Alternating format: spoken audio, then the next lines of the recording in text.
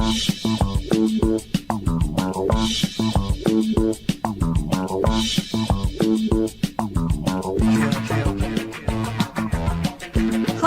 welcome to Inside the Moms Club, where being a mom is the coolest place to be.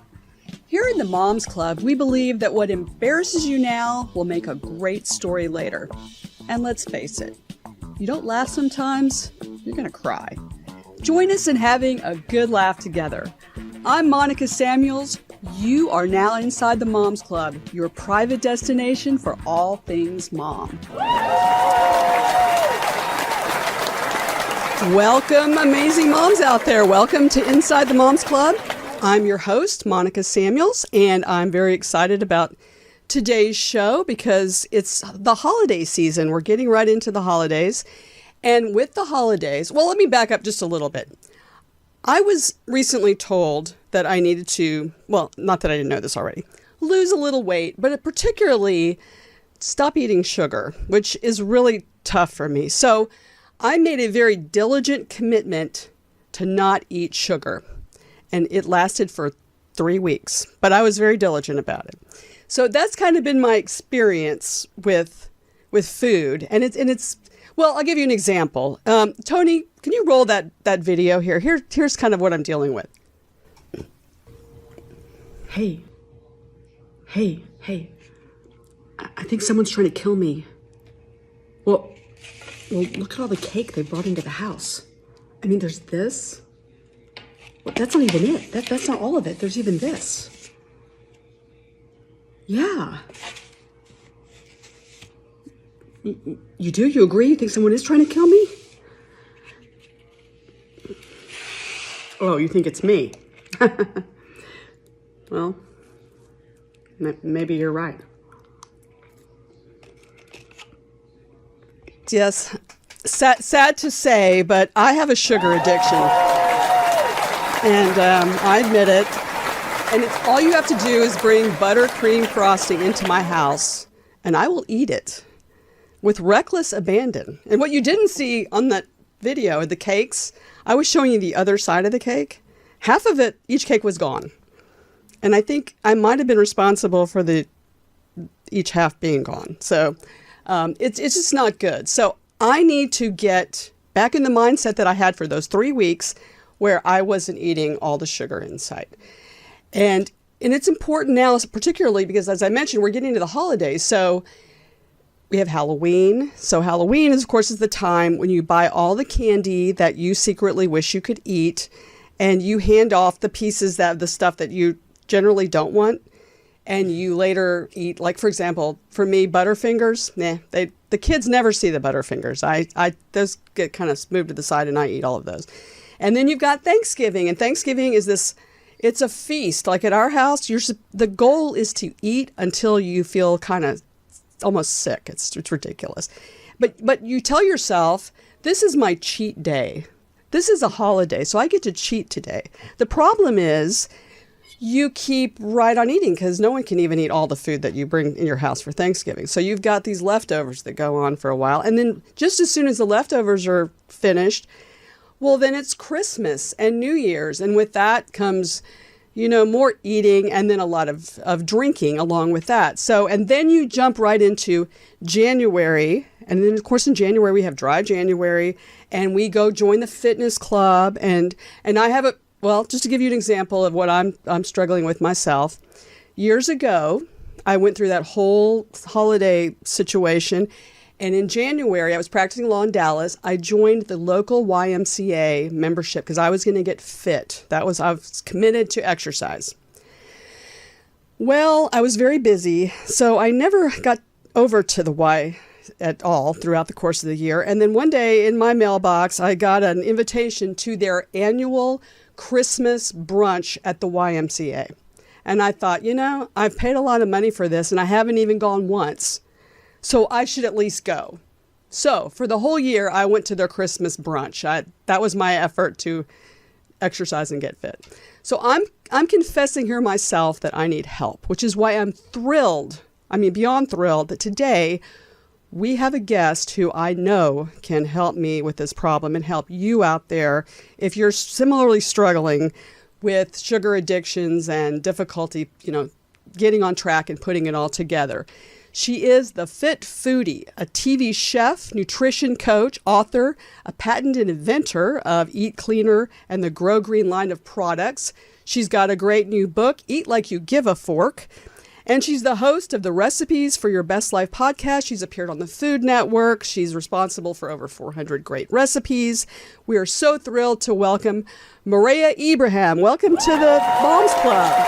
Thank you, Monica. It's so nice to be with you guys. Well, I am thrilled. So this is going to be a very important show because I think you can help as we're getting into the holidays and moms are going to listen to this and you can give us a path we can follow to commit ourselves to not get into the situation where by January we don't even fit in the clothes that we got for Christmas because we kind of ate our way through that, and really stay committed to that. So, what's your recommendation as we move into the holidays? How do we stay on task, and what should we be doing to tackle the holidays as they come up?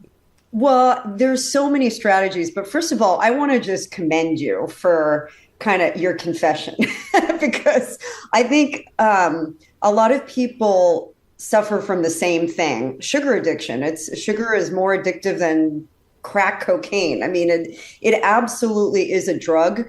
And you have to kind of just first admit it, that you have a problem, that there is something that's got a stronghold on you so that you can actually address it, because it is important. Sugar is not just sugar. It's the precursor of diabetes. It is directly related to heart disease. And for women over the age of 40, especially over the age of 50, heart disease is the number one killer. And it's the number one killer of women globally. And we become much more at risk of that. And sugar is a big contributor to our risk. So it's really beyond just kind of like, it would be nice to lose some weight. It has such a direct correlation to our cardiovascular health in particular. So I think it's really important that we come to the table just with this understanding that it can be an addiction, just like a drug addiction, and that when we tackle it, we're really making strides to get rid of something that has a stronghold on us so that we do overcome it.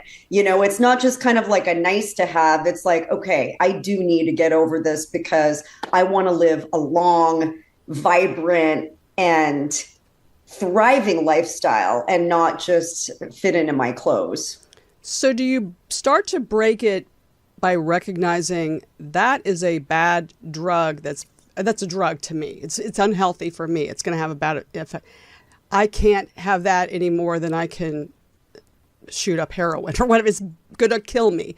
Literally. Is that the mindset that you have to take with sugar and just say, I have to stay away from it, cold turkey, get away from it? Or I know some people, and I've tried this too, like with stevia, or you try some other sugar substitute where you get the sweetness, but you're not consuming actual sugar. I mean, which is the better way, to just cold turkey say that is so unhealthy, I can't have it, or find substitutes for it? I think it's a combination of the two. So the very beginning of my book, Eat Like You Give a Fork, The Real Dish on Eating to Thrive, it's all about retraining your taste buds.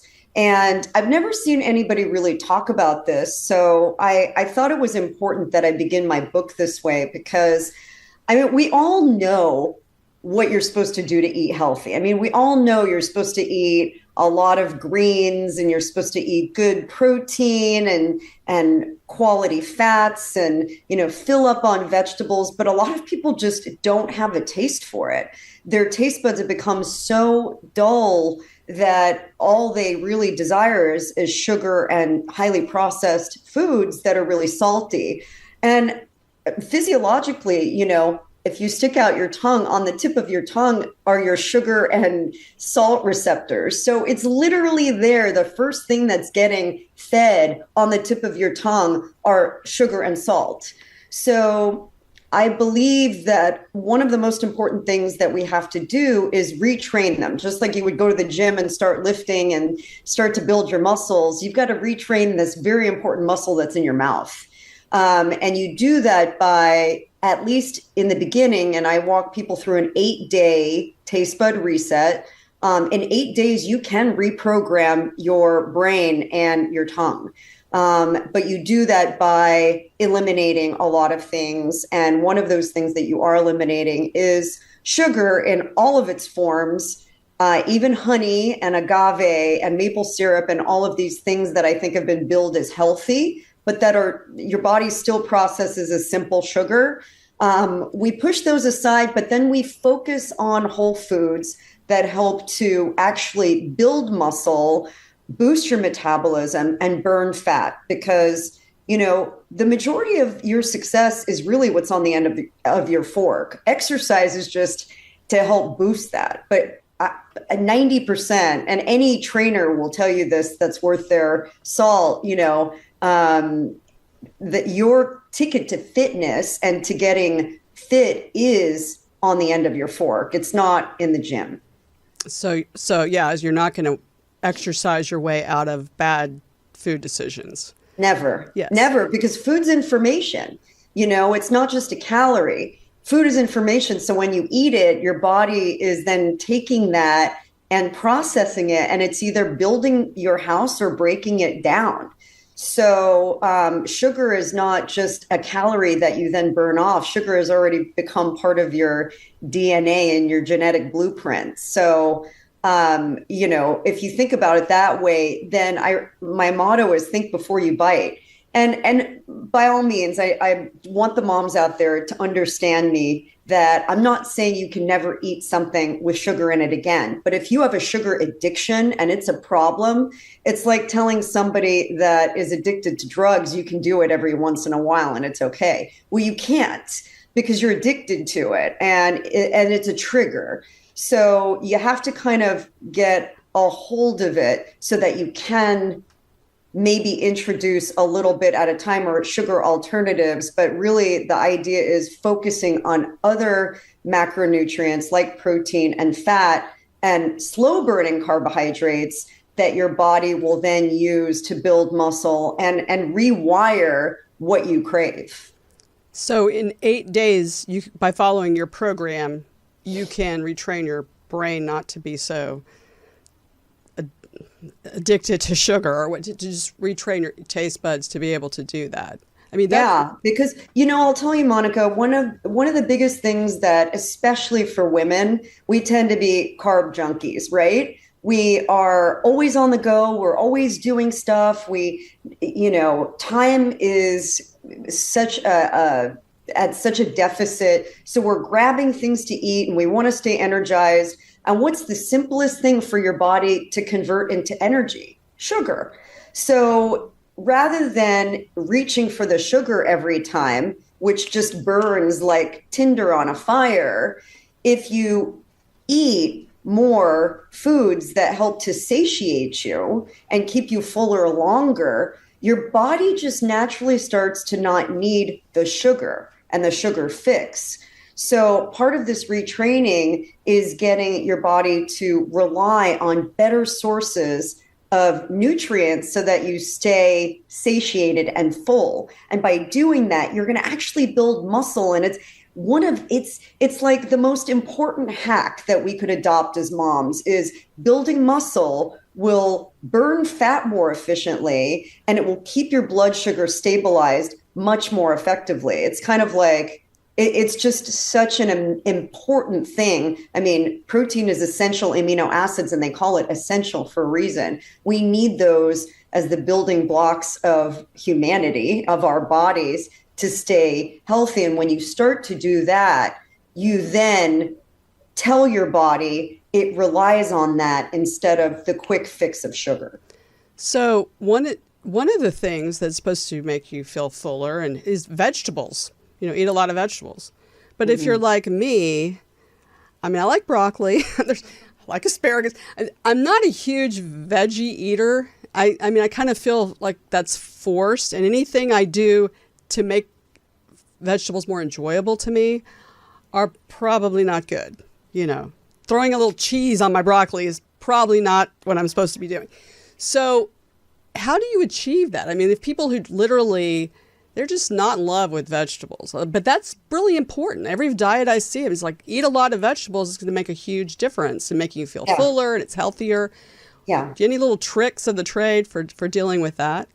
Definitely. Well, first of all, vegetables, especially non-starchy vegetables, are full of fiber. And when you chew them, they're so nutrient dense. They do a beautiful thing. They kind of signal to your brain that you are full. Now, I will say not in and of themselves. I mean, it's important to have them as part of a balanced diet. But if you're just eating plates and plates of vegetables, you're never going to feel full and satiated. So having it as a complement to your protein and your fat is important. So that's number one. Now, how do you make them delicious? How do you make them so that you actually maybe crave broccoli over brownies, Monica? And I've seen it happen. You start one bite at a time. And I think we have to get out of our brains this idea that we have to do things.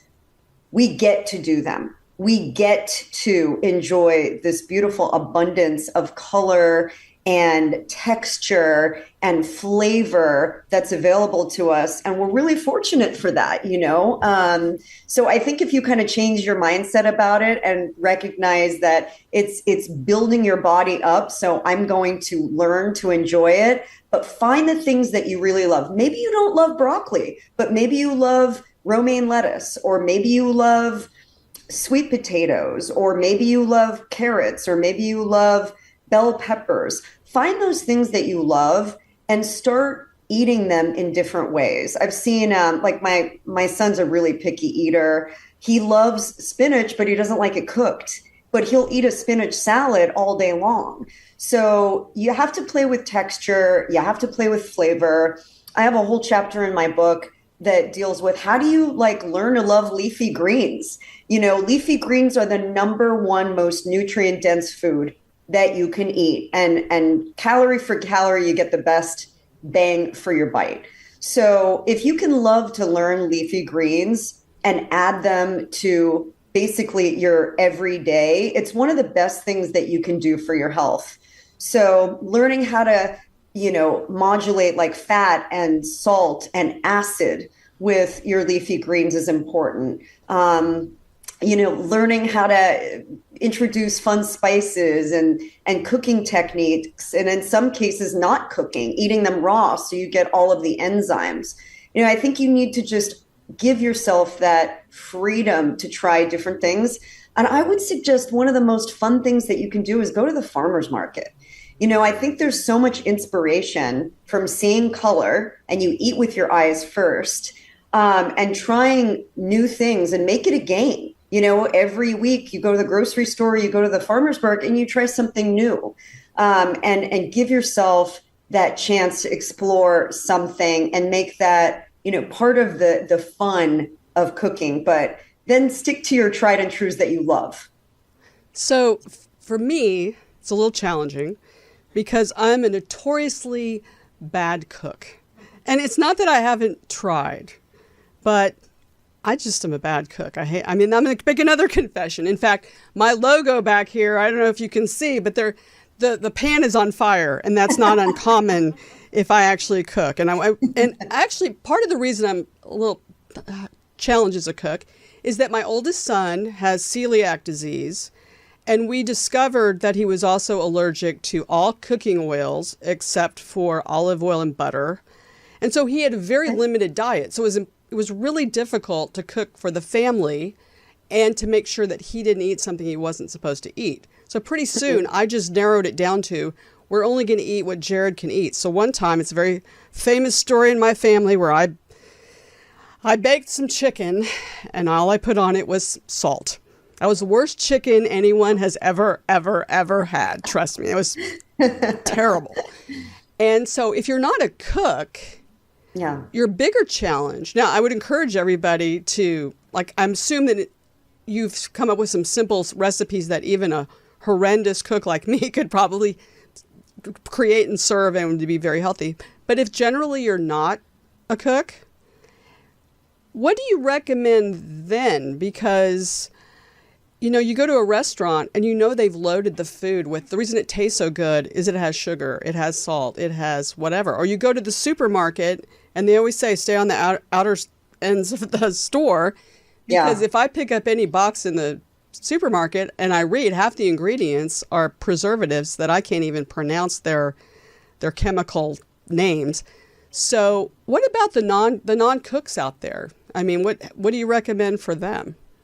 Yeah, I mean, I totally empathize and understand that cooking can be intimidating, especially if you haven't grown up with it. But what I believe in my book and my programs and my approach, even if you just follow what I do on social media, I believe that the best food is the simplest food.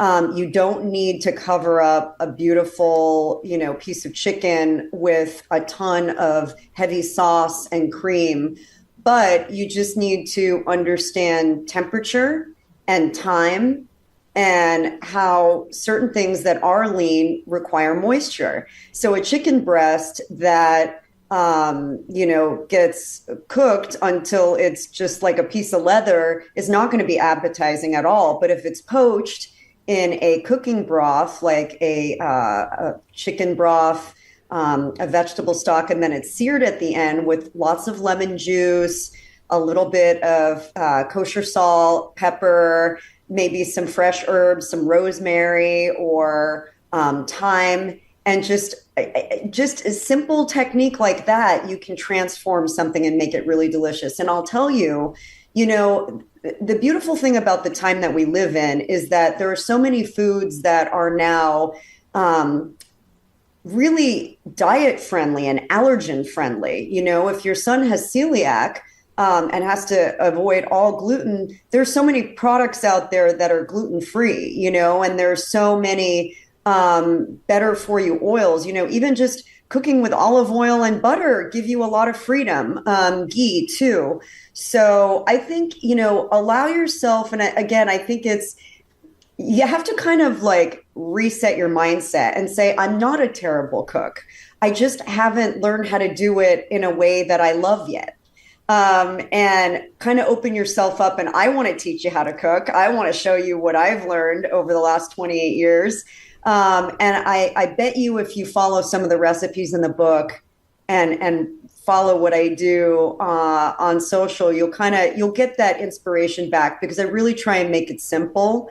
But it does, I would just want you to say, don't say I'm a bad cook. Just say I'm just learning.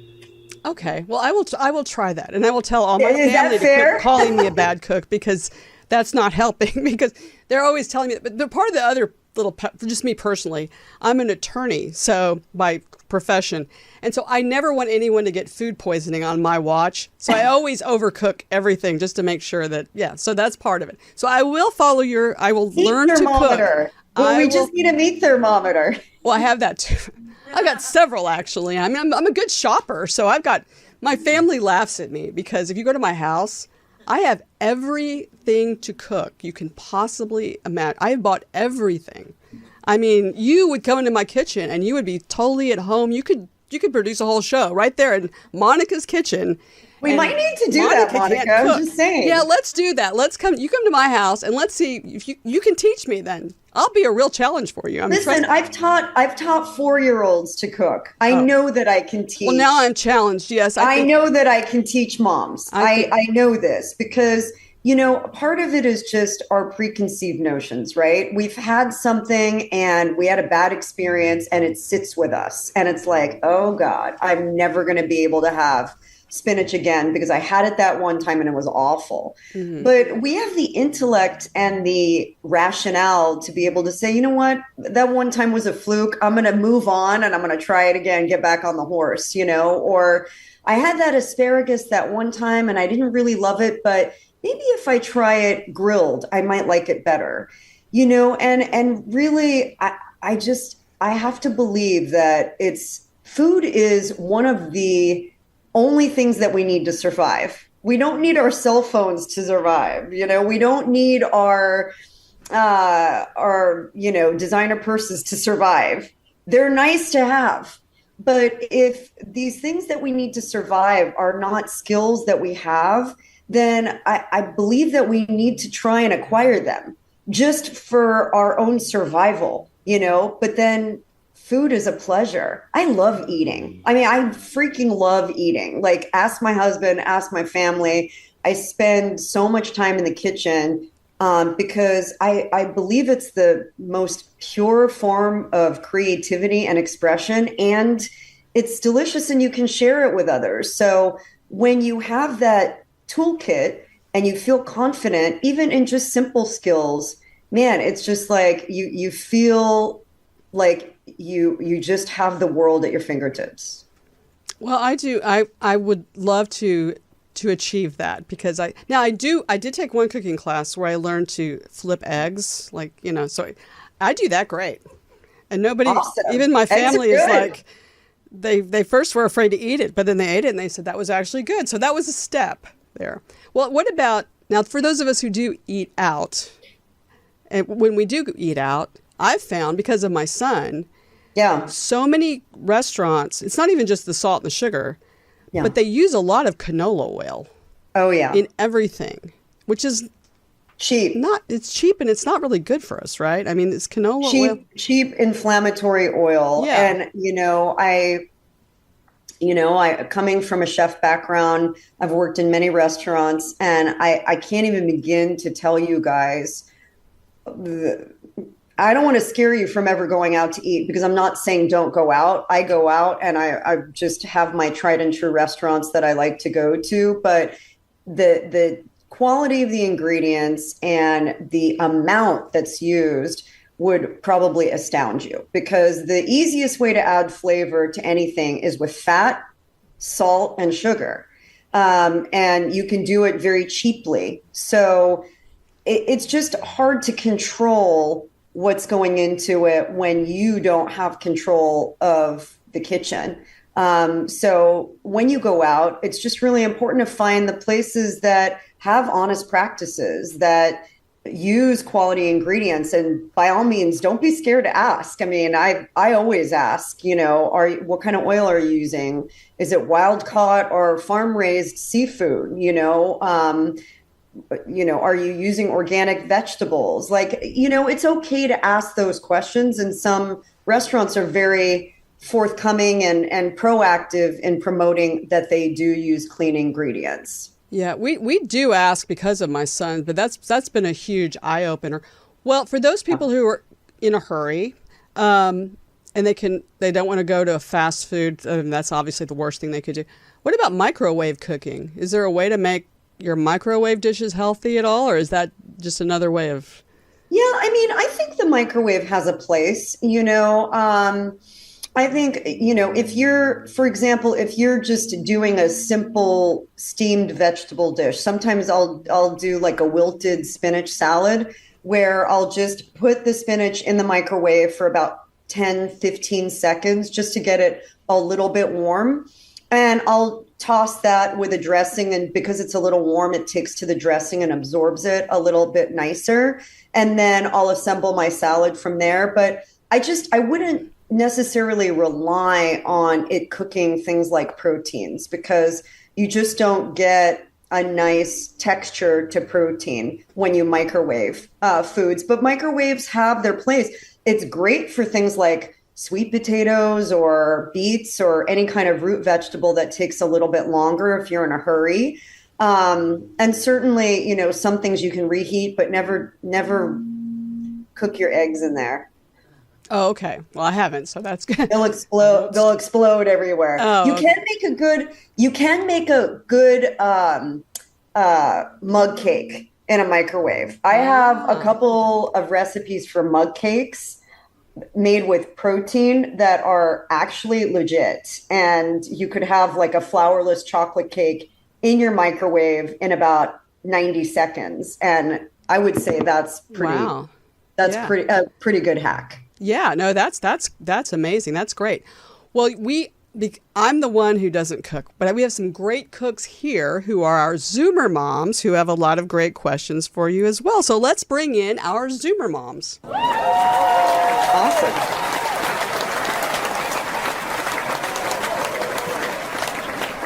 Okay, ladies, let's go around. I'll introduce each one of you, and you can tell Maria a little bit about yourself and ask your question. First, Aubrey Erickson. Welcome to the Moms Club. Hi, Aubrey. Do you have a question for Maria? Hi, yeah, thank you. Nice to meet you, Maria. Nice to meet you. Yeah, I have two little kids, and they're 3 and 5, and we're on our probably third cold of the season right now. And so, what is your favorite way to get vegetables in with these little kids who just say everything's gross? Even though, I've been doing the whole introduction since they were 6 months, and now they're 3 and they have their opinions. And I think one of the easiest things for kids is a smoothie. Will your kids drink smoothies? Yeah, my 5-year-old loves them. My 3-year-old depends on the day. Yeah. She's been a teenager since birth, so just I love it. My son was that way too. I think smoothies are just great because you can hide so much in them, right? You can put a handful of spinach and they'll never know the difference if you add a little cocoa powder because it disguises the color.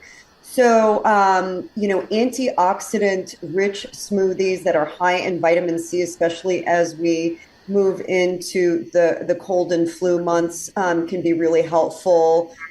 Using, acai, which is a really antioxidant rich fruit. You can use blueberry, pomegranate, tart cherry. Those are all wonderful things to add. And then I would add that handful of greens, add the probiotic rich yogurt, which gives it that nice creaminess and is good for gut health.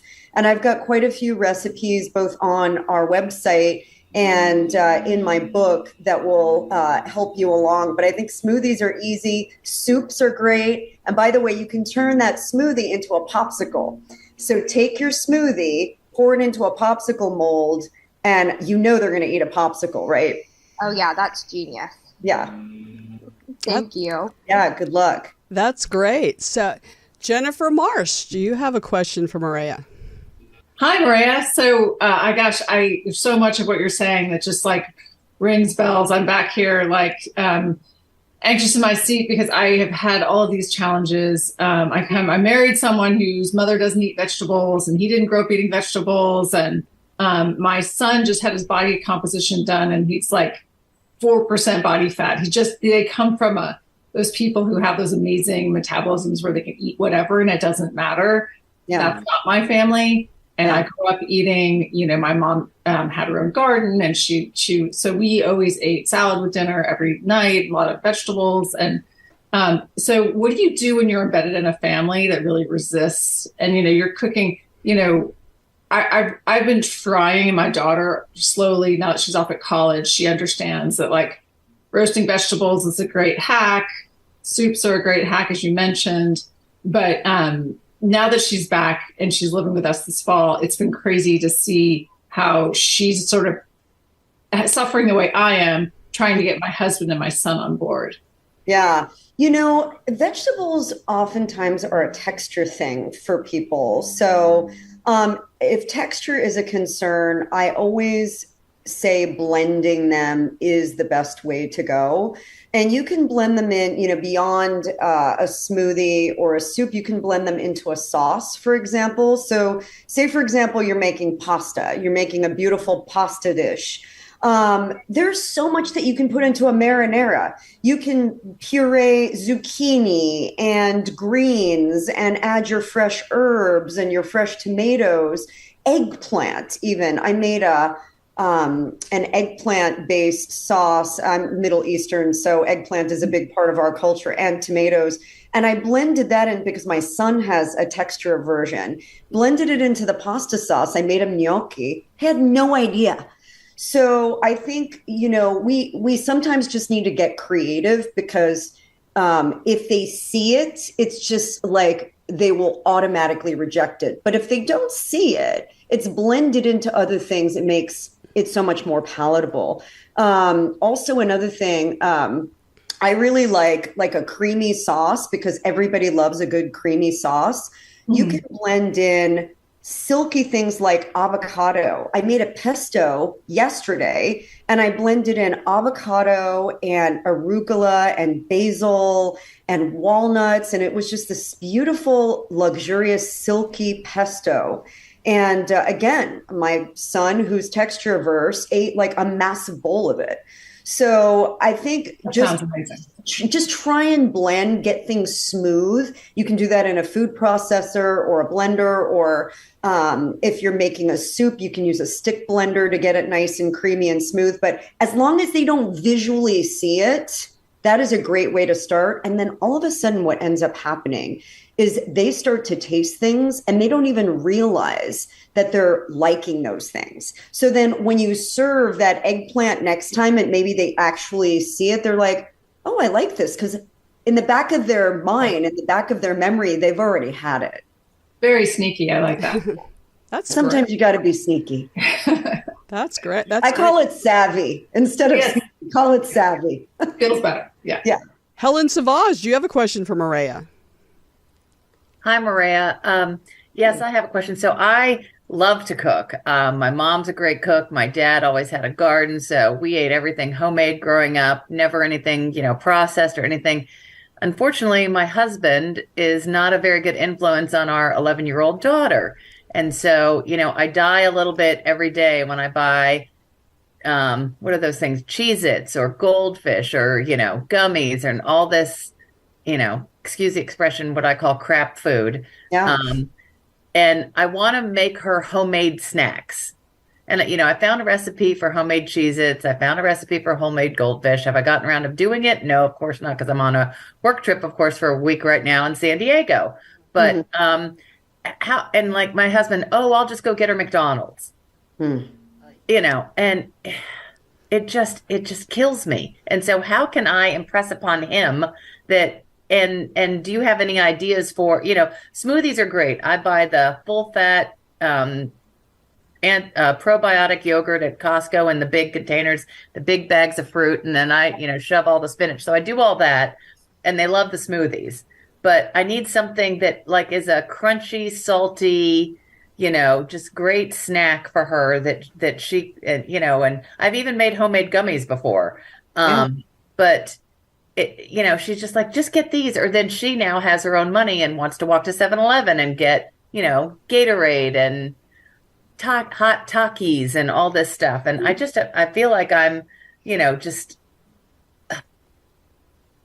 I hear you. I really feel that. And I've coached a lot of women who are on their own wellness journeys. And a lot of that is just getting their family on board, right?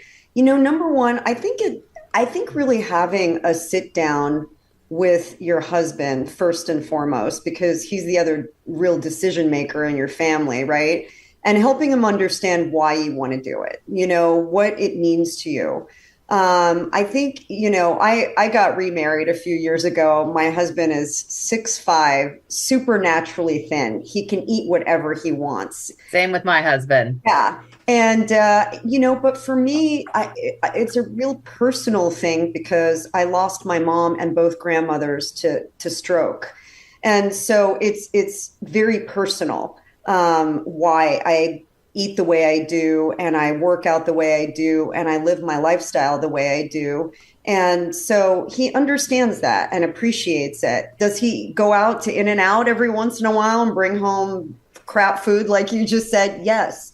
But it's the more once in a while. And I think as opposed to once or twice a week or, exactly. I had to cook just to make sure, I made a big thing of chili, which they both love.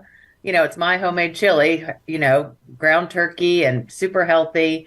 And I use avocado oil in everything. I don't use any other than olive oil on salads. I cook with avocado oil all the time, which is, I feel like, just a game changer with all the rest of the, oils on the market. But it just, we're older parents of an 11-year-old, and we're not going to be around forever to make sure she's making the right decisions as she gets older. So I just maybe what you do is you kind of just set up some boundaries. I like to set up boundaries where I just say, for the occasional treat that we go out for, maybe once a week, or once every couple weeks, we go out for it, but we don't keep it in the house.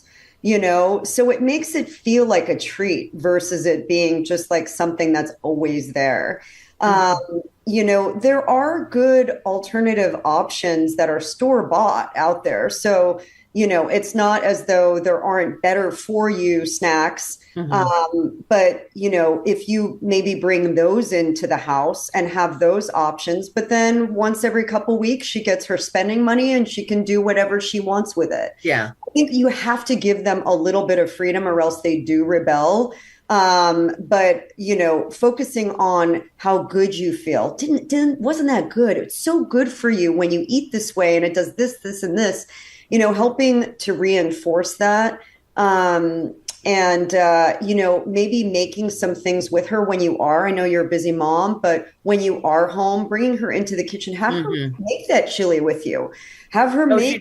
She does that. That's awesome. Have her make a snack. Have her, nuts are a wonderful snack too. She could make her own little trail mix with nuts and dark chocolate chips and coconut flake and, kind of make her own blend. And what's your daughter's name? Olivia, call it Olivia's Mix and put it in a jar with her name on it that says Olivia's Mix. And that's kind of her own blend. I think the more kids can take pride in what they do and what they bring to the table and make it ownable, the more they're going to enjoy it. And then Olivia's Mix has good stuff in it because we are what we eat. And if we're fresh, delicious, and good, then that's much better than, the alternate. Thank you. And just one thing I was going to say. So I just made up a new recipe for all of you out there. You take Costco's pre-prepared pesto, which is, very, very good. You can barely tell the difference. Take chicken thighs with the skin and the bone in, marinate them in the, Ziploc bag for a little while, throw them in the oven, and then the last 2 minutes, sprinkle on Parmesan cheese and turn on the broiler. And it's the easiest dish. And then whatever's left over, you can just take that chicken and throw it on a salad or do something like that. I found that putting things under the broiler for like the last 2 minutes to finish it off and really make it feel like a restaurant, that crispy crust dish. You can do that. Steak, I do it, everything. So that's my little tip for everybody. For easy cooking. That's awesome. Great. And I love what you say about your relationship with your kids and food, because a lot of parents take a different approach where things are off limits, but never like introducing Olivia's Mix or making, food a positive part of their life. Because, I know my husband will say that one of the reasons he was addicted to candy is his parents told him he was not allowed to have it. So he started hiding it all over his bedroom. And so I think that's great advice. I do have another question for you, though. We were talking about fitness earlier and the relationship there. I have in my show notes that you did a bikini fitness competition at the age of 53. Inspire us there. How did you decide to do that? And what did you do? Yeah, boy. The last 2 years were really have been challenging. And I got remarried after being a single mom for 13 years. And that was in 2020. And we got married 3 weeks before the COVID lockdown. I had uprooted my family, 20 years living in Orange County, moved, closed my office for my business, became virtual, got married and got 3 new stepsons. It was a lot of change all at once. And I started going into perimenopause and my hormones just went freaking ballistic and everything just kind of went wonky. I was really depressed. I was having hot flashes like crazy. I was getting that menopause, that everybody dreads around that tire around my waist. And I have never really experienced all these, I had never experienced it. And honestly, I didn't really know what was happening because I have always gotten my period really regularly, and it just went from 0 to 60. It felt like in a matter of 2 months. And then I tore my ACL and my meniscus. So it was just, I just was in a bad place. And, at the end of last year, I'm an MC for the Fit Expo. The Fit Expo was a large fitness, show. They have several shows around the West Coast, and I'm the MC for the cooking stage. And I noticed that they were doing a bikini competition, and I was watching these women, and I was blown away by the fitness of these women in their 50s. I was like, wow.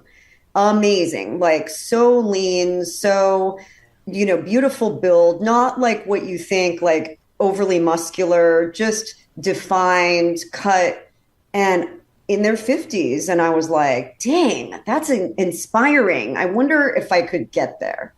And so I kind of put it on the back burner, and, January rolls around. Of course, we all have our desires to get, to our goals. And I was like, you know what? I'm just going to do it. I'm going to challenge myself. And I turned 53 this year.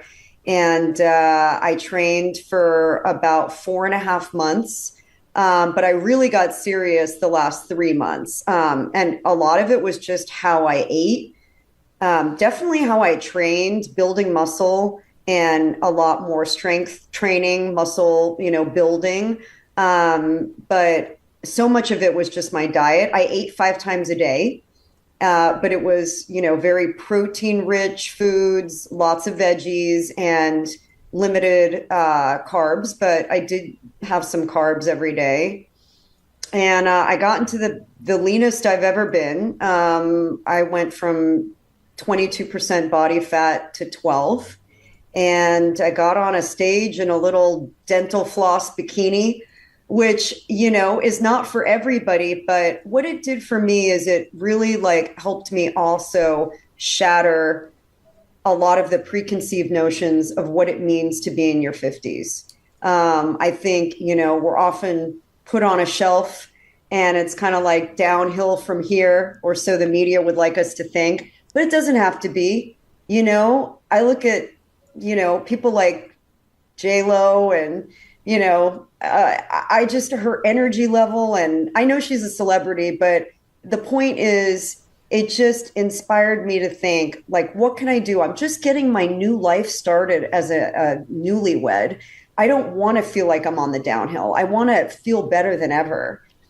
And I talk about it a lot on my show, Recipes for Your Best Life. So you can check out episode 99. I really went into detail on why I did it, but I'm really glad I did it. I don't know if I'll ever do another one again because it was a lot of work, but I'm glad I did it. That is great. That is very inspiring. And I have to say, years ago, my husband came home from a business trip to Palm Beach, and he brought me this little red string bikini that literally I could fit in the palm of my hand. I mean, it was that small.